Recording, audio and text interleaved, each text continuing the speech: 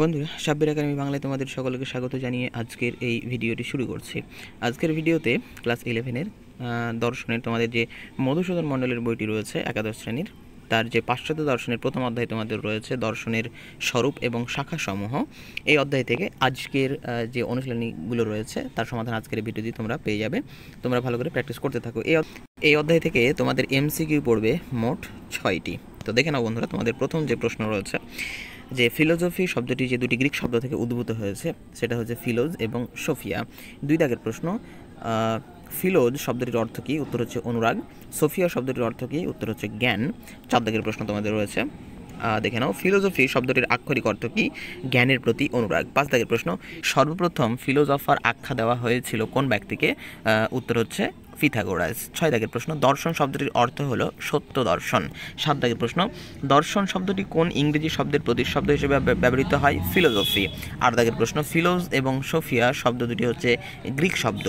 9 দাগের প্রশ্ন, বিস্ময় দর্শনের জনক উক্তিটি করেছেন কে? সঠিক উত্তর হচ্ছে প্লেটো। 10 দাগের প্রশ্ন, সংশয় থেকে দর্শনের উৎপত্তি হয়েছে কার উক্তি? দেকার্তের উক্তি। 11 দাগের প্রশ্ন, আধুনিক পাশ্চাত্য দর্শনের জনক হলেন দেকার্ত। 12 দাগের প্রশ্ন, আমি চিন্তা করি সুতরাং আমি আছি উক্তিটি করেছেন কে? দেকার্ত। 13 দাগের প্রশ্ন, পাশ্চাত্য দর্শনের আদি জননী বলা হয় কোন দেশকে? উত্তর হচ্ছে গ্রিসকে।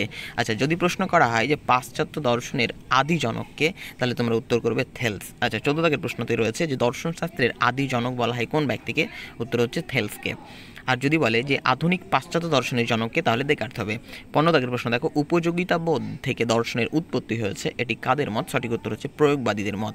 এখন প্রশ্ন হচ্ছে প্রয়োগবাদী কারা? প্রয়োগবাদী হলেন উইলিয়াম জেমস, জন ডিউই প্রমুখ ব্যক্তিগণ হলেন প্রয়োগবাদী। 16 দাগের প্রশ্ন, জীবন ও অভিজ্ঞতার সমালোচনা ও সমাধানের চেষ্টা থেকেই দর্শনের উৎপত্তি হয়েছে, এ কথাটি বলেছেন কার্ল মার্কস। 17 দাগের প্রশ্ন, অস্তিত্ব সারধর্মের পূর্বগামী, এ কথাটি বলেছেন জ্যা পল সার্তে। 18 দাগের প্রশ্ন, দর্শনের দৃষ্টিভঙ্গি হলো সামগ্রিক। 19 দাগের প্রশ্ন, দর্শনের পদ্ধতি হচ্ছে বিচারমূলক পদ্ধতি।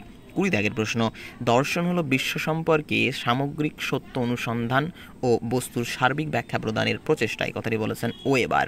21 দাগের প্রশ্ন, নিত্যের ও বস্তুর যথার্থ স্বরূপের জ্ঞান লাভ করাই হচ্ছে দর্শনের লক্ষ্য, উক্তিটি করেছেন কে? প্লেটো। 22 দাগের প্রশ্ন, দর্শন আকস্মিক কিছু নয়, অলৌকিক কিছু নয়, বরং অনিবার্য ও স্বাভাবিক, এ কথাটি বলেছেন পেরি। 23 দাগের প্রশ্ন দেখো, বস্তুর বাহ্য রূপকে বলা হয় অবভাস। 24 দাগের প্রশ্ন, বস্তুর আসল রূপকে বলা হয় সত্তা বা বস্তু সত্তা। 25 দাগের প্রশ্ন, দর্শন ও বিজ্ঞান উভয়ের লক্ষ্য উদ্দেশ্য হলো সত্যের অনুসন্ধান। 26 দাগের প্রশ্ন, দর্শন হলো শাশ্বত নিত্য বস্তুর জ্ঞান, উক্তিটি করেছেন কে? সঠিক উত্তর প্লেটো। 27 দাগের প্রশ্ন, দর্শন হলো বিশুদ্ধ সত্তার জ্ঞান, উক্তিটি করেছেন অ্যারিস্টটল। 28 দাগের প্রশ্ন, ইন্দ্রিয় গ্রাহ্য জগৎ হলো আদর্শ জগতের ছায়া, এ কথাটি বলেছেন প্লেটো। 29 দাগের প্রশ্ন, দর্শন হলো বিশ্ব সম্পর্কে সম্পূর্ণ ঐক্যবদ্ধ জ্ঞান, উক্তিটি করেছেন স্পেন্সার। 30 দাগের প্রশ্ন, দর্শন হলো সকল বিজ্ঞানের সেরা বিজ্ঞান, উক্তিটি করেছেন কোট। 31 দাগের প্রশ্ন, দর্শন হলো জ্ঞান সম্পর্কিত বিজ্ঞান ও তার সমালোচনা, এই কথাটি বলেছেন কান্ট। পরের প্রশ্ন দেখো, দর্শন হলো জ্ঞান সম্পর্কিত বিজ্ঞান, বলেছেন ফিকটে। 33 দাগের প্রশ্ন, দর্শন হলো বৈজ্ঞানিক জ্ঞানের সমষ্টি, উক্তিটি করেছেন পলসন। 34 দাগের প্রশ্ন, দর্শন হলো সত্যের প্রতি অনুরাগ, এই কথাটি বলেছেন মার্ভিন। 35 দাগের প্রশ্ন, দর্শন হলো সকল বিজ্ঞানের মূল ভিত্তির যৌক্তিক বা বিচারমূলক আলোচনা, এই কথাটি বলেছেন রাসেল। 36 দাগের প্রশ্ন, দর্শন হলো বিভিন্ন বিজ্ঞানলব্ধ জ্ঞানের সুষম একত্রীকরণ, এই কথাটি বলেছেন উইলিয়াম ভুন্ড। 37 দাগের প্রশ্ন, দর্শন হলো বিজ্ঞানের বচনগুলির যুক্তি বিজ্ঞানসম্মত বিশ্লেষণ, উক্তিটি করেছেন এয়ার এবং সঙ্গে সঙ্গে ভিটগেনস্টাইনও কিন্তু এই উক্তি করেছেন, কারণ এদেরকে যৌক্তিক প্রত্যক্ষবাদী দার্শনিক বলা হয়। দর্শন হলো ভাষার সমালোচনা, উক্তিটি করেছেন এয়ার। 39 দাগের প্রশ্ন, দর্শন হলো পরম সচেতন সত্তা সম্পর্কিত তাত্ত্বিক আলোচনা, এই কথাটি বলেছেন হেগেল। 40 দাগের প্রশ্ন, দর্শন হলো বিচারমূলক শাস্ত্র, উক্তিটি করেছেন কান্ট। 41 দাগের প্রশ্ন, জ্ঞান সম্পর্কিত যাবতীয় প্রশ্ন আলোচিত হয় দর্শনের যে শাখায়, তার নাম হচ্ছে জ্ঞানবিদ্যা। 42 দাগের প্রশ্ন, সর্বপ্রথম দর্শনে জ্ঞানবিদ্যার উপর গুরুত্ব আরোপ করেন কে? সঠিক উত্তর হচ্ছে লক। 43 দাগের প্রশ্ন, দর্শন ও জ্ঞানবিদ্যা অভিন্ন, এই কথাটি বলেছেন কান্ট। 44 দাগের প্রশ্ন, জ্ঞানের উৎস ও বৈধতা নিয়ে আলোচনা করে জ্ঞানবিদ্যা। 45 দাগের প্রশ্ন, অ্যান ইসে কনসার্নিং হিউম্যান আন্ডারস্ট্যান্ডিং গ্রন্থের রচয়িতা হচ্ছেন লক। এবং 1690 খ্রিস্টাব্দে তিনি এই গ্রন্থটি রচনা করেছিলেন। 46 দাগের প্রশ্ন, দ্য ক্রিটিক অফ পিওরিজম গ্রন্থের রচয়িতা কান্ট। 47 দাগের প্রশ্ন, গ্রিক শব্দ এপিস্টেম এর অর্থ হচ্ছে জ্ঞান। 48 দাগের প্রশ্ন, দর্শনের যে শাখা অতীন্দ্রিয় জগৎ নিয়ে আলোচনা করে তার নাম হচ্ছে অধিবিদ্যা। এখন অতীন্দ্রিয় জগৎ বলতে যেগুলো আমরা চক্ষুইন্দ্রিয়ের মাধ্যমে দেখতে পাই না, যেমন ঈশ্বর, স্বর্গ, নরক, কর্মবেদ, এগুলি সবই হচ্ছে অতীন্দ্রিয় বিষয়, আর এই সমস্ত বিষয় নিয়ে আলোচনা করে দর্শনের অধিবিদ্যামূলক শাখায়। 49 দাগের প্রশ্ন, মেটাফিজিক্স গ্রন্থটির রচয়িতা হলেন অ্যারিস্টটল। 50 দাগের প্রশ্ন, অধিবিদ্যার আলোচ্য বিষয় হলো পরম তত্ত্ব। 51 নম্বর প্রশ্ন, দর্শন ও অধিবিদ্যা অভিন্ন, এই কথাটি বলেছেন অ্যারিস্টটল। 52 নম্বর প্রশ্ন, তত্ত্বের স্বরূপ নিয়ে আলোচনা করে অধিবিদ্যা। 53 দাগের প্রশ্ন, দর্শনের যে শাখা বস্তুর সত্তা নিয়ে আলোচনা করে তার নাম অধিবিদ্যা। 54 নম্বর প্রশ্ন, অধিবিদ্যাকে প্রথম দর্শন আখ্যা দিয়েছেন অ্যারিস্টটল। 55 নম্বর প্রশ্ন, অধিবিদ্যা সম্ভব নয়, এ কথাটি বলেছেন হিউম। 56 দাগের প্রশ্ন, অধিবিদ্যা অর্থহীন, উক্তিটি করেছেন এয়ার। পরের প্রশ্ন দেখো, অধিবিদ্যার জগৎ অজ্ঞাত ও অজ্ঞেয়, এ কথাটি বলেছেন স্পেন্সার, হ্যামিল্টন প্রমুখ। 58 দাগের প্রশ্ন, অতীন্দ্রিয় সত্তার জ্ঞান অসার ও কাল্পনিক, এ কথাটি বলেছেন এয়ার। 59 নম্বর প্রশ্ন, যে শাস্ত্র পরম সত্তা বা পরম তত্ত্ব সম্পর্কে আলোচনা করে তাকে বলে অধিবিদ্যা। 60 দাগের প্রশ্ন, মানুষের আচরণ, ব্যক্তির আচরণ সম্পর্কে আলোচনা করা হয় দর্শনের যে শাখায় তার নাম হচ্ছে নীতিবিদ্যা। এবং তোমরা মাথায় রাখবে যে নীতিবিদ্যা এটা হচ্ছে এথিক্স শব্দের একটা বাংলা প্রতিশব্দ, এবং এই যে এথিক্স, এই এথিক্স শব্দটা নীতিবিদ্যার ক্ষেত্রে অধ্যাপক লিলির একটা গ্রন্থ এথিক্স, যেখানে তিনি মানুষের চরিত্র, তারপরে ভালো মন্দ, উচিত অনুচিত, ন্যায় অন্যায় এ সম্পর্কে আলোচনা করেছেন। আচ্ছা, 61 দাগের প্রশ্ন দেখো, নীতিবিদ্যা কোন ধরনের বিজ্ঞান? এটা একটা আদর্শনিষ্ঠ বিজ্ঞান। 62 দাগের প্রশ্ন, নীতিবিদ্যা হলো সমাজে বসবাসকারী মানুষের আচরণ সম্পর্কীয় বিজ্ঞান, এই কথাটি বলেছেন অধ্যাপক লিলি। 63 দাগের প্রশ্ন, নীতিবিজ্ঞান হলো মানুষের আচরণের ঔচিত্য সম্পর্কীয় বিজ্ঞান, এই কথাটি বলেছেন ম্যাকেনজি। 64 দাগের প্রশ্ন, কোন শাস্ত্র মানুষের আচরণের ভালো মন্দ, ন্যায় অন্যায় বিচার করে? সঠিক উত্তর নীতিবিদ্যা। 65 দাগের প্রশ্ন, নীতিশাস্ত্র হলো একটি বিজ্ঞান যা মানুষের অন্তর্নিহিত আদর্শের সাধারণ আলোচনা, এ কথাটি বলেছেন ম্যাকেনজি। 66 দাগের প্রশ্ন, নীতিবিদ্যা হলো মানুষের আচরণের সঙ্গে যুক্ত সর্বোত্তম বিজ্ঞান, এ কথাটি বলেছেন মুরহেড। 67 দাগের প্রশ্ন, সমাজের উৎপত্তি, গঠন, অগ্রগতি, বিকাশ প্রভৃতি নিয়ে আলোচনা করে দর্শনের যে শাখা সেটা হচ্ছে সমাজ দর্শন।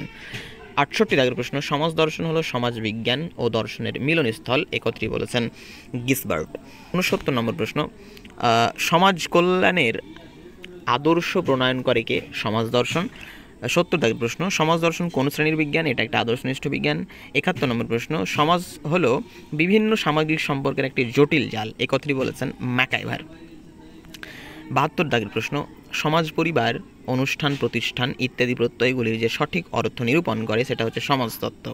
73 দাগের প্রশ্ন, সমাজ দর্শনের দুটি দিক আছে, একটি হচ্ছে সমালোচনার দিক, অন্যটি হলো সমন্বয়ের দিক, এই কথাটি বলেছেন গিন্সবার্গ বা জিন্সবার্গ। 74 দাগের প্রশ্ন, দর্শনের যে শাখা যুক্তির বৈধতা নিয়ে আলোচনা করে তা হলো তর্কবিদ্যা বা যুক্তিবিদ্যা। 75 দাগের প্রশ্ন, তর্কবিদ্যা হলো ভাষায় প্রকাশিত অনুমান বিষয়ক চিন্তা সম্বন্ধীয় বিজ্ঞান, এ কথাটি বলেছেন কপি। 76 দাগের প্রশ্ন, যুক্তিবিদ্যা হলো চিন্তার আকারগত নিয়ম সম্বন্ধীয় বিজ্ঞান, বলেছেন হ্যামিল্টন। 77 দাগের প্রশ্ন, বৈধ চিন্তার নিয়মাবলী আলোচনা করে যুক্তিবিদ্যা বা তর্কবিদ্যা। 78 দাগের প্রশ্ন, তর্কবিদ্যার আলোচ্য বিষয় হচ্ছে বৈধতা। 79 নম্বর প্রশ্ন, চিন্তার মূল সূত্রগুলি আলোচিত হয়েছে যুক্তিবিদ্যায়। 80 দাগের প্রশ্ন, যুক্তিবিজ্ঞান কোন শ্রেণীর বিজ্ঞান? এটা একটা আদর্শনিষ্ঠ বিজ্ঞান। যুক্তিবিজ্ঞানের আদর্শ কি? যুক্তিবিজ্ঞানের আদর্শ হচ্ছে বৈধতা, অর্থাৎ বৈধতা নিয়ে আলোচনা করা। দর্শন ও যুক্তিবিদ্যা অভিন্ন, এই কথাটি বলেছেন হেগেল। 83 দাগের প্রশ্ন, যা সত্তা তাই যুক্তিসঙ্গত এবং যা যুক্তিসঙ্গত তাই হচ্ছে সত্তা, এই কথাটি বলেছেন হেগেল। 84 দাগের প্রশ্ন, দৃশ্যমান জগৎ অতীন্দ্রিয় জগতের প্রতিরূপ, এই কথাটি বলেছেন। অপশানের মধ্যে তোমার উত্তর হচ্ছে কেউই নয়, কিন্তু যদি প্রশ্ন করে যে দৃশ্যমান জগৎ অতীন্দ্রিয় জগতের প্রতিরূপ কে বলেছেন, তাহলে উত্তরটি হতো প্লেটো। পরের প্রশ্ন, 85 দাগের প্রশ্ন, অতীন্দ্রিয় জগৎ হলো ধারণার জগৎ, বলেছেন প্লেটো। 86 দাগের প্রশ্ন, নীতিবিদ্যা মানুষের কোন ধরনের আচরণের নৈতিক বিচার করে? ঐচ্ছিক ক্রিয়া, অর্থাৎ মানুষের যে কর্ম, স্বেচ্ছাধীন যে কর্ম, সেই স্বেচ্ছাধীন কর্ম বা মানুষের যে কর্ম সেটাকে আমরা বলছি ঐচ্ছিক ক্রিয়া, আর এই ঐচ্ছিক ক্রিয়া নিয়ে আলোচনা করে নীতিবিদ্যা। আচ্ছা, 87 দাগের প্রশ্ন দেখো, এপিস্টেমোলজি শব্দটির বাংলা প্রতিশব্দ হচ্ছে জ্ঞানবিদ্যা। 88 দাগের প্রশ্ন, মেটাফিজিক্স শব্দটির বাংলা প্রতিশব্দ হচ্ছে অধিবিদ্যা। 89 দাগের প্রশ্ন, এথিক্স শব্দটির বাংলা প্রতিশব্দ হচ্ছে নীতিবিদ্যা। 90 দাগের প্রশ্ন, দর্শনের কাজ হলো ভাষা বিশ্লেষণের মাধ্যমে বাক্যের সঠিক অর্থ নিরূপণ করা, বলেছেন এয়ার। 91 দাগের প্রশ্ন, মানব জীবনের পরম আদর্শগুলির স্বরূপ অর্থ মূল্য নির্ধারণ করা হয় দর্শনের যে শাখায়, সেটি হচ্ছে মূল্যবিদ্যাতে। 92 দাগের প্রশ্ন, সত্যের আদর্শ আলোচিত হয় দর্শনের কোন শাখায়? সঠিক উত্তর সৌন্দর্যবিদ্যায়। 93 দাগের প্রশ্ন, কল্যাণের আদর্শ আলোচনা করা হয় কোন শাস্ত্রে? উত্তর হচ্ছে নীতিবিদ্যায়। পরের প্রশ্ন দেখো 94 দাগের প্রশ্ন, দর্শনের কোন শাখায় সুন্দরকে আদর্শরূপে গ্রহণ করা হয়েছে? সৌন্দর্যবিদ্যায়। 95 নম্বর প্রশ্ন, সুন্দর বা সৌন্দর্যের ধারণা প্রকাশিত হয় কিসের মাধ্যমে? উত্তর হচ্ছে অনুভূতির মাধ্যমে। 96 দাগের প্রশ্ন, সৌন্দর্যের ধারণা মনোগত বলেছেন অভিজ্ঞতাবাদীরা। 97 দাগের প্রশ্ন, সৌন্দর্য মনোগত নয়, তা বস্তুগত বা বিষয়গত, এই কথাটি বলেছেন বুদ্ধিবাদীরা। 98 দাগের প্রশ্ন, মূল্যের কোনো অস্তিত্ব নেই, এটি হচ্ছে চার্বাকদের মত। 99 দাগের প্রশ্ন, ধারণার জগতে সুন্দরের অবস্থান বলেছেন, ধারণার জগৎকে সুন্দরের অবস্থান বলেছেন প্লেটো। 100 নম্বর প্রশ্ন, কোন দার্শনিকের মতে পরম সত্তা শূন্যগর্ভ নাই? উত্তর হচ্ছে হেগেল। পরের টাইপ তোমাদের প্রশ্ন, সত্য মিথ্যা নিরূপণ করো। 1 নম্বর প্রশ্ন দেখো, রাষ্ট্র দর্শনের আলোচনা বর্ণনামূলক, এটা হচ্ছে মিথ্যা একটা বাক্য। 2 দাগের প্রশ্ন, সমাজ দর্শন একটি আদর্শনিষ্ঠ বিজ্ঞান, এটা সত্য একটা বাক্য। রবীন্দ্রনাথ ঠাকুরের মতে সৌন্দর্য শত মূল্যবান, এটাও একটা সত্য বাক্য।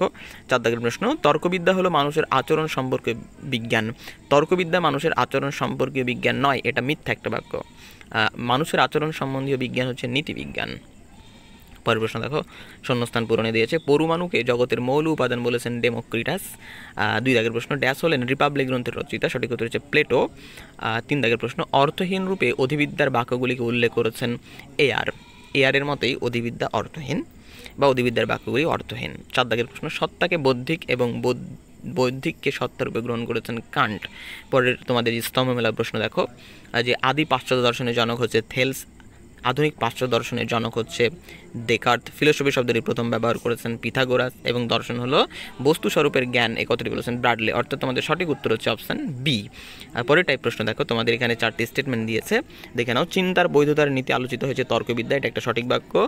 অধিবিদ্যাকে গ্রহণের কথা বলেছেন হিউম, না, এটা একটা মিথ্যা বাক্য। অধিবিদ্যাকে তিনি বলেছেন অধিবিদ্যা অর্থহীন, অর্থাৎ অধিবিদ্যার যে গ্রন্থ, অধিবিদ্যার যে বইগুলো বা পুস্তকগুলো, সেগুলোকে তিনি পুড়িয়ে দেওয়ার কথা বলেছেন, অর্থাৎ অধিবিদ্যাকে তিনি মানেননি, কারণ তিনি একজন অভিজ্ঞতাবাদী দার্শনিক। আর অভিজ্ঞতাবাদী দার্শনিক হিসেবে তিনি মনে করেন যে যেগুলো আমরা দেখছি, মানে যেগুলোর অস্তিত্ব আছে, সেগুলি আমরা দেখতে পাই আমাদের ইন্দ্রিয়ের মাধ্যমে। এখন ঈশ্বর পরলোক এগুলো তার চক্ষুইন্দ্রিয়ের মাধ্যমে দেখতে পায় না, ফলে অধিবিদ্যার সেই সমস্ত শব্দ, সেই সমস্ত বাক্যগুলো গ্রহণ করার কোনো সুযোগ নেই, ফলে তিনি অধিবিদ্যাকে গ্রহণ করেননি। 3 নম্বর স্টেটমেন্ট রয়েছে, জ্ঞানবিদ্যা হলো একটি আদর্শনিষ্ঠ বিজ্ঞান, এটা সঠিক একটা বাক্য। অধিবিদ্যা পরম তত্ত্বের স্বরূপ সম্বন্ধে আলোচনা করে, এটাও একটা সঠিক বাক্য। অর্থাৎ তোমাদের সঠিক অপশান হচ্ছে অপশান ডি, 1, 3, 4 সত্য, কিন্তু 2 কিন্তু এখানে মিথ্যা। তো বন্ধুরা, তোমাদের যে পাশ্চাত্য দর্শন প্রথম অধ্যায় ছিল, তার অনুশীলনের সমাধান আজকের এই ভিডিওতে আমি দিয়ে দিলাম। এবং তোমরা যদি আগের ভিডিওগুলি না দেখো, অর্থাৎ পাশ্চাত্য এই ভারতীয় দর্শনের যে 1 থেকে 6 নম্বর অধ্যায় কিন্তু সেগুলি দিয়ে দিয়েছি, তোমরা প্লেলিস্টে গিয়ে প্রত্যেকটা ভিডিও কিন্তু পেয়ে যাবে, তোমরা অবশ্যই সেখান থেকে দেখো। সামনে তোমাদের 13 তারিখ থেকে পরীক্ষা, আশা করি তোমাদের পরীক্ষা ভালো হবে। বন্ধুরা, আজকের ভিডিওটি এখানে শেষ করছি। যদি তোমাদের ভালো লাগে তাহলে অবশ্যই অন্যদের সঙ্গে ভিডিওটিকে শেয়ার করবে। ধন্যবাদ।